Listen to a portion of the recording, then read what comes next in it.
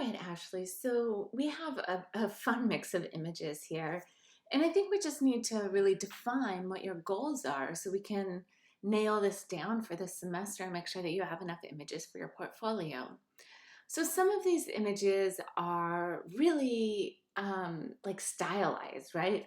Like here, you're photographing the Polaroid camera, you're having the case behind it, you have the rainbows in the background. Like this feels very commercialized, very put together.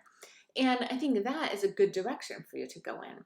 You also have these images that are more playful. And I think those are more unique and more interesting personally. That doesn't mean that's the direction that you have to go.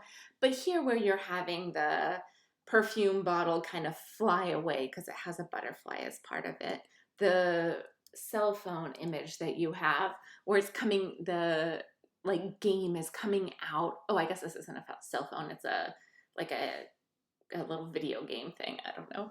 And the characters coming out at us. Like these are fun and playful.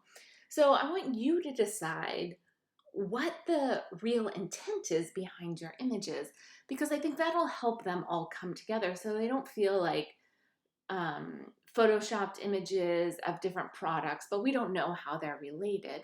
I think you have to pick either the idea that these are marketing images, like the image of the CBD or the images or the image of the cameras. That's one direction, or this image of the radio, even. And then the other direction is these more playful images. Even here, this is more playful in your approach. And something that it made me think of were these images on Instagram that I've always kind of loved by Super Mercat Studio. So anyway, they're pretty like weird in the way that they're putting things together that don't belong, right? So the octopus is an ice cream cone, or the Tabasco sauce as mascara. Like they're always kind of funny and catch you by surprise. Champagne as a spray bottle. So these are fun and playful, but very stylized at the same time, like your images are. Here, the Chanel and like a whiskey glass.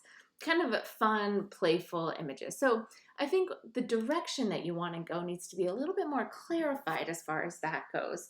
And and I think last week we just submitted images and kind of were taking that as a jumping off point. And this week, the two images that you turned in are more like product related in my view, instead of being so much about like that playful element. Like I said, either way is totally fine, but we need to pick a direction. So in picking a direction, let's just take a look at these images a little bit closer. What's working really well here is the way that the light's working on the subject as the skull has, it's like feels nice and rounded. We have a lot of depth to it.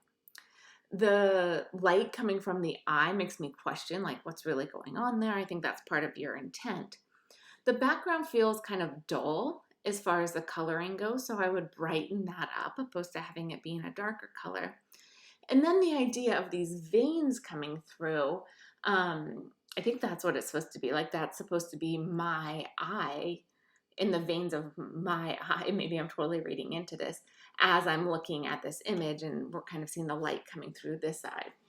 So that's kind of creating this more complicated narrative for us, and we have to start to figure it out. So this feels more like a product shop, but then we have this understanding of reality that we're kind of coming in and out of.